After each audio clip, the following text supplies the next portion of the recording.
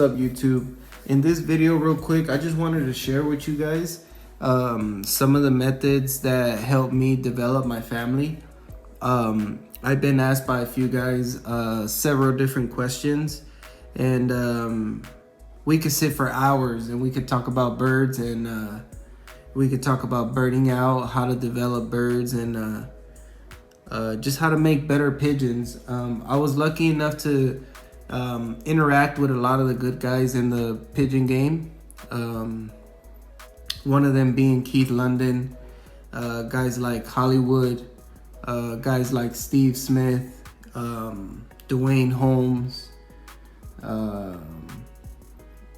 just Johnny Smith, Robert Parker, just to name some of the few guys I've been lucky to conversate with about pigeons, and then learn some of the things that I've learned to apply to my family of birds. One of the biggest things was keeping records, and it wasn't really keeping pedigrees. It was more just keeping personal records of my personal pigeons, and it mostly involved around performance. It revolved around the performance side of the pigeon because that's what I was chasing. I wasn't chasing pedigrees when I started developing my family.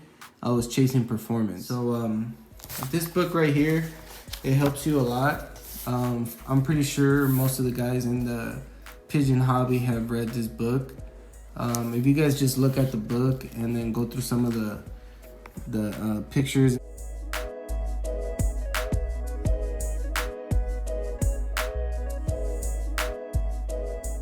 it has to offer, and then more importantly, just reading everything.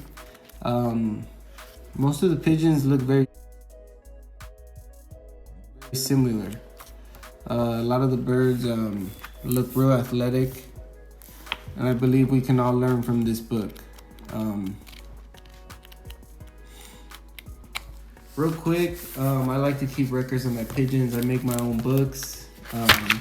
I keep all my personal information. I do a lot of different matings per year.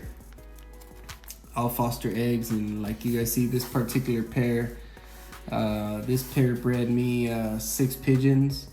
And then if I were to go back into some of these, you'll probably see these 2 birds because I've tried them several ways in the same year. So as you guys can see, a lot of birds average between 4 and 6 pigeons. And the reason why I do that is because I like to switch around my birds and see the production rate within the same year. So just a little bit of what I do.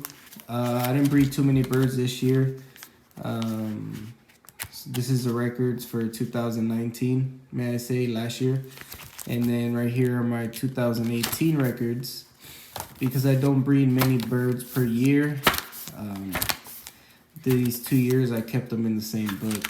So I write down when the birds start turning over, just start showing me little things, and I'll keep notes.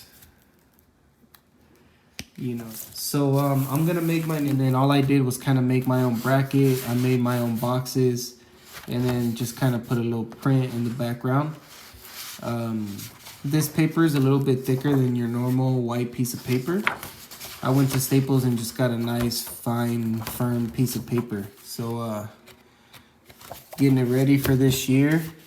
So as you guys can see, I'm gonna show you real quick what I've done with other pairs. This is how many babies I bred out of one pair. And then here's another pair. I bred all these babies. So just really try to keep a record of my own birds. As you guys can see, more information here of birds that came in to the roll. So just a quick tip for those guys out there trying to develop your birds. It's a good way to keep just records of your birds. So I'm gonna go ahead and put my new book together for 2020, sorry.